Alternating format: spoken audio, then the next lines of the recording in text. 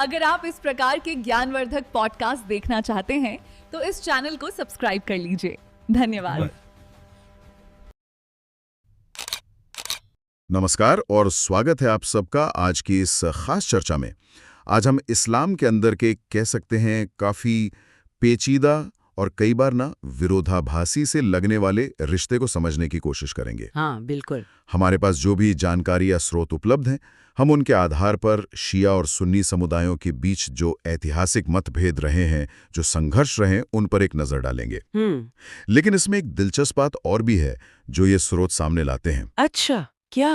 वो ये कि इतनी आपसी कड़वाहट, इतनी दुश्मनी के बावजूद कुछ खास हालात में, खास तौर पर जब गैर मुस्लिमों का जिक्र आता है जिन्हें स्रोत काफिर कह रहे हैं, हाँ, तो एक अलग ही तरह की एकता, एकजुटता सी दिखाई देती है। कम से कम स्रोतों का विश्लेषण तो यही कहता है। ये तो वाकई दिलचस्प विरोधाभास लगता है ना? तो चलिए इसी जानकारी को आज खोल कर देखते हैं।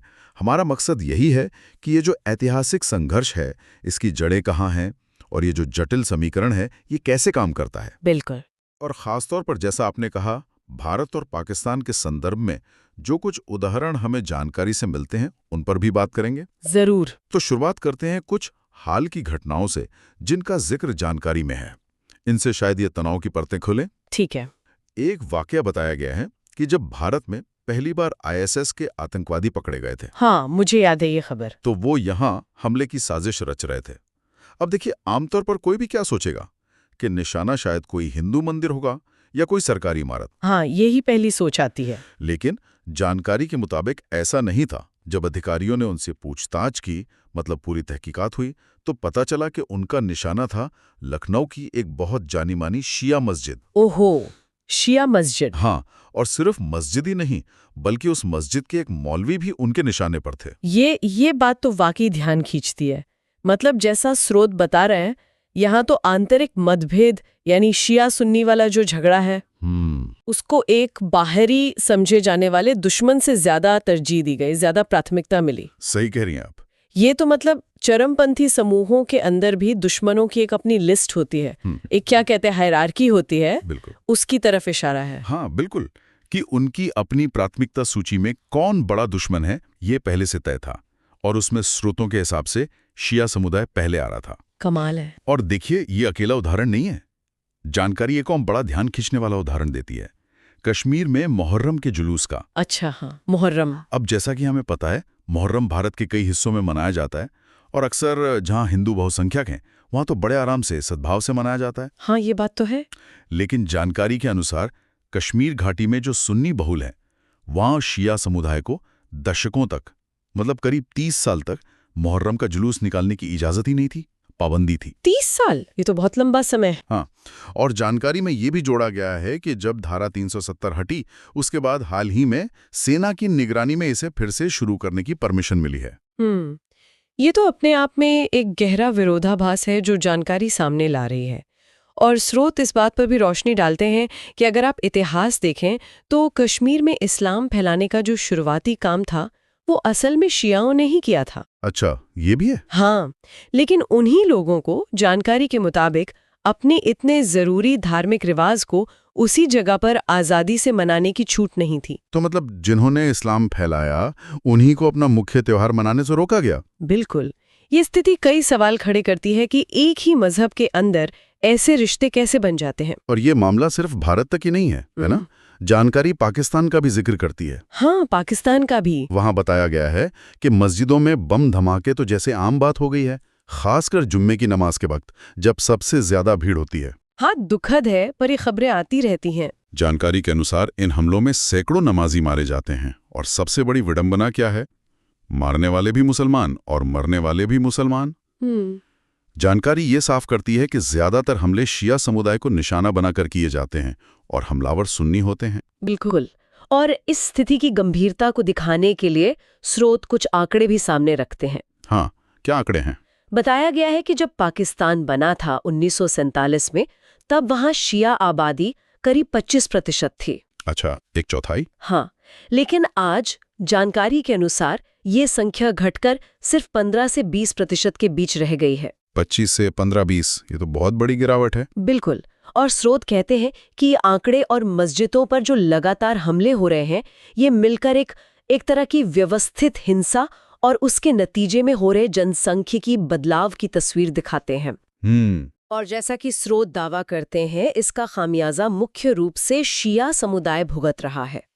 ये कोई इक्का तुक्का घटनाएं नहीं है, बल्कि जानकारी के विश्लेषण में ये एक पैटर्न की तरह उभरता है। समझ गया। तो ये तो हुई आज की और हाल की बातें, पर ये झगड़ा ये शुरू कहाँ से हुआ, इसकी जड़ें कितनी पुरानी हैं? चलिए अब थोड़ा इस पहलू को समझते हैं। हाँ, ये जानना बहुत जरूरी है। जानकारी हमें बताती है कि ये झगड़ा कोई नया नहीं है, बल्कि ये इस्लाम जितना ही पुराना है। सही। इसकी शुरुआत हुई थी पैगंबर मोहम्मद की मृत्यु के ठीक बाद।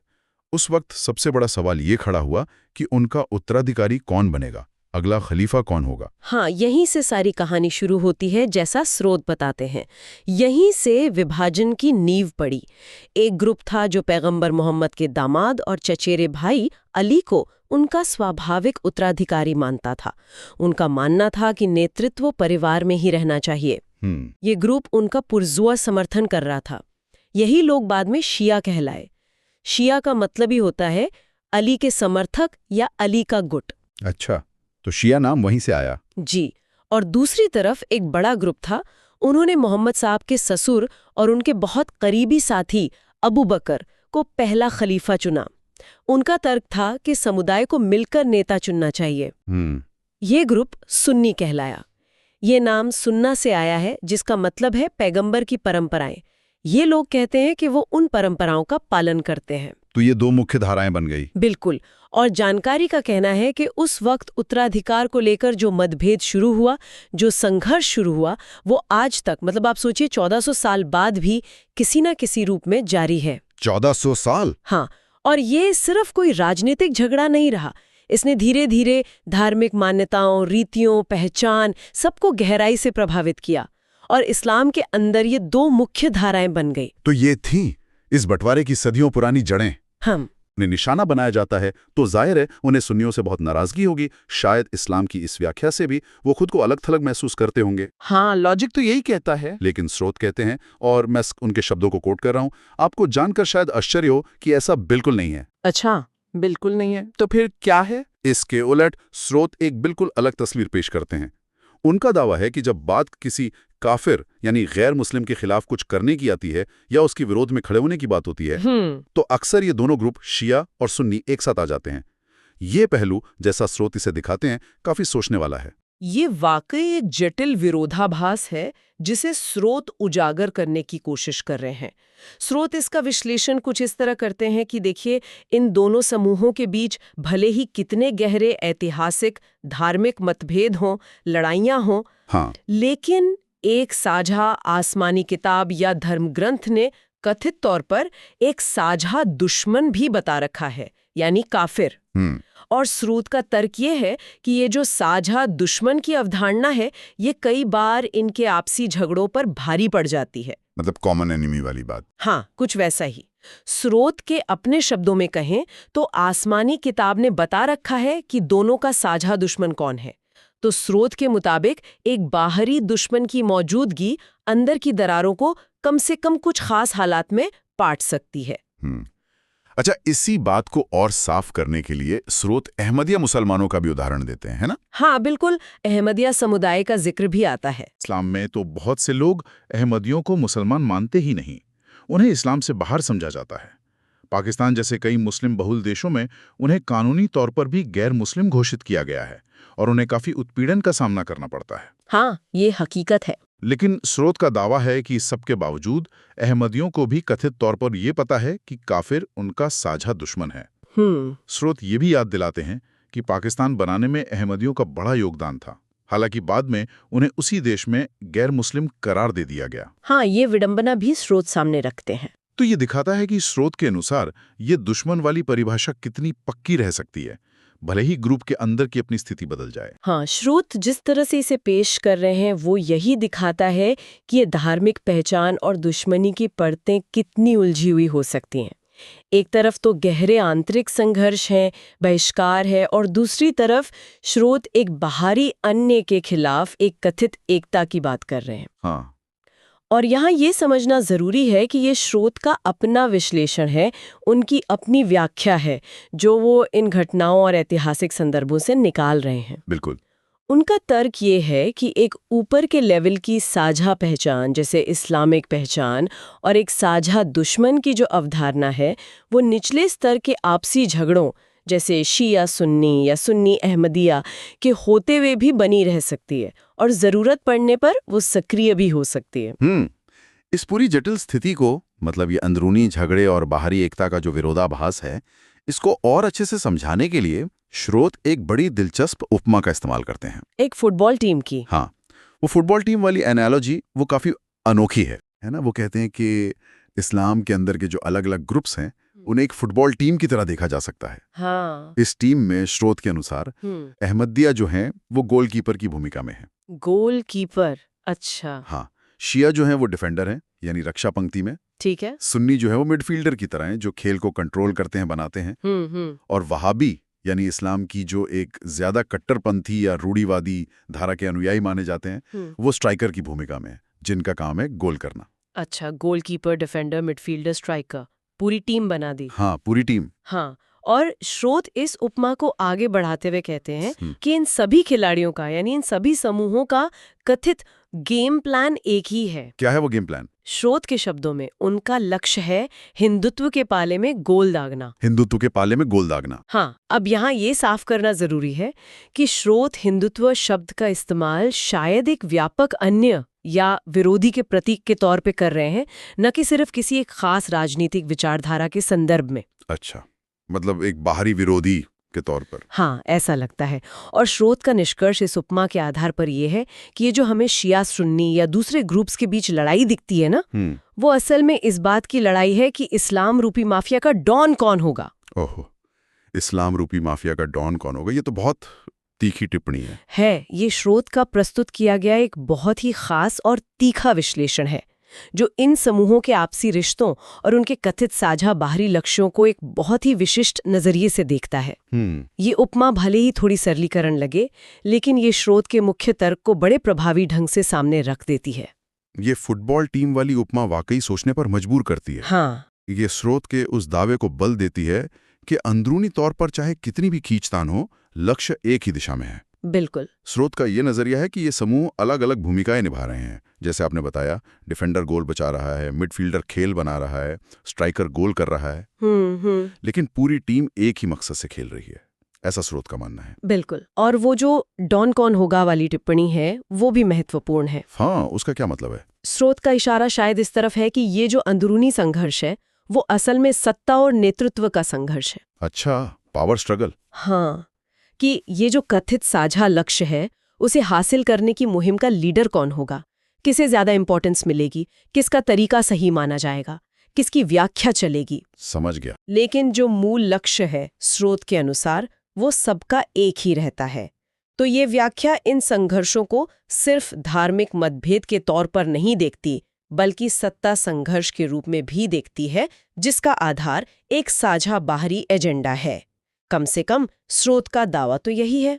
तो ठीक है, इस पूरी चर्चा से जो जानकारी हमें स्रोतों से मिली है उससे मुख्य बातें क्या निकलकर सामने आती हैं, अगर हम समेटने की कोशिश करें? हाँ, करते हैं। पहली और सबसे साफ बात तो यही लगती है कि इस्लाम के अंदर शिया और सुन्नी समुदायों के बीच का जो आपसी संघर्ष है वो बहुत गहरा है। इसकी जड़ें इतिहास में हैं और ये अक्सर हिंसक रूप ले लेता है। हाँ, ये तो स्पष्ट है। स्रोतों ने जो भारत और पाकिस्तान के उदाहरण दिए, जैसे आईएसएस का शिया मस्जिद को निशाना बनाना, कश्मीर में मुहर्रम पर रोक, पाकिस्तान में शियाओं पर हमले, ये सब जमीनी हकीकत को दिखाते हैं, जैसा कि जानकारी में बताया गया है। बिल्कुल, ये पहली मुख्य बात है। और दूसरी और शायद थोड़ी ज्यादा जटिल बात जो स्रोत सामने रखते हैं वो ये है कि इस गहरी आपसी दुश्मनी और हिंसा के बावजूद एक साझा विचारधारा या एक साझा दुश्मन की जो अवधारणा है, जिसे स्रोत काफिर के संदर्भ में बताते हैं, वो कथित तौर पे इन समूहों को कुछ परिस्थितियों में एकजुट कर सकती है। स्रोत का तर्क है कि ये एकता बाहरी दुश्मन के खिलाफ ज्यादा मजबूती से दिखती है। और स्रोत ने जो वो फुटबॉल टीम वाली उपमा दी, वो इसी जटिल गतिशीलता को और इन अलग अलग गुटों की कथित अलग अलग भूमिकाओं को दिखाने का एक प्रयास है, जहां अंदरूनी मुकाबला भी है लेकिन बाहरी लक्ष्य साझा रहता है। ये स्रोत का मुख्य विश्लेषण है। तो ये दो मुख्य निष्कर्ष हैं जो स्रोत हमें दे रहे हैं। हाँ। और स्रोत अपनी बात के अंत में एक टिप्पणी करते हैं जो एक तरह से आप कह सकती हैं एक चेतावनी या सलाह जैसी लगती है। अच्छा, क्या कहते हैं स्रोत? वो कहते हैं कि काफिर को भी शत्रुओं का सही बोध रखना होगा। और काफिर को भी शत्रुओं का सही बोध रखना होगा। हाँ, ये बात स्रोत के इस पूरे विश्लेषण के नजरिए से देखें तो एक बड़ा जरूरी सवाल हम सबके सामने रखती है। क्या सवाल है वो? सवाल ये है कि इन जटिल आंतरिक रिश्तों को समझना, जहां गहरे आपसी संघर्ष भी हैं और फिर कथित साझा बाहरी लक्ष्य भी हैं, जैसा कि स्रोत बता रहे हैं, तो ये समझ विभिन्न समुदायों के बीच आपसी बातचीत, आपसी विश्वास और एक दूसरे के प्रति जो धारणाएं हैं, उनको कैसे प्रभावित कर सकती है। ये तो सोचने वाली बात है। क्या इस तरह के विश्लेषण से दूरियां और बढ़ती हैं या फिर एक ज्यादा यथार्थवादी, भले ही थोड़ी असहज लगने वाली समझ विकसित होती है? हाँ, इस पर गहराई से विचार करने की जरूरत है कि स्रोत ने जो ये तस्वीर पेश की है उसके संभावित मायने क्या हो सकते हैं। बिल्कुल, ये एक ऐसा सवाल है जिस पर श्रोताओं को भी सोचना चाहिए। तो ये थी हमारी आज की गहन पड़ताल। इसमें हमने उपलब्ध जानकारी के आधार पर शिया सुन्नी संबंधों के जो जटिल और कई बार विरोधाभासी पहलू हैं, उन्हें समझने की एक कोशिश की। हाँ, कोशिश तो यही थी। उम्मीद है आपको इस चर्चा से कुछ नई जानकारी मिली होगी और सोचने के लिए कुछ नए बिंदु भी। और हाँ, हमारे चैनल को लाइक, शेयर और सब्सक्राइब करना बिल्कुल ना भूलें। अपने दोस्तों को भी सब्सक्राइब करने के लिए जरूर कहें। जी हाँ, जरूर। और अगर इस चर्चा को लेकर आपके मन में कोई शंका है, कोई सवाल है या आप कुछ और कहना चाहते हैं तो नीचे कमेंट बॉक्स में जरूर लिखें। प्रताप सर आपके सभी संदेशों को खुद पढ़ते हैं और उन पर ध्यान देते हैं। बिल्कुल, आपके फीडबैक का इंतजार रहेगा। तो अगली बार फिर मिलेंगे एक और ऐसे ही ज्ञानवर्धक और विचारोत्तेजक विषय के साथ। तब तक के लिए धन्यवाद। धन्यवाद।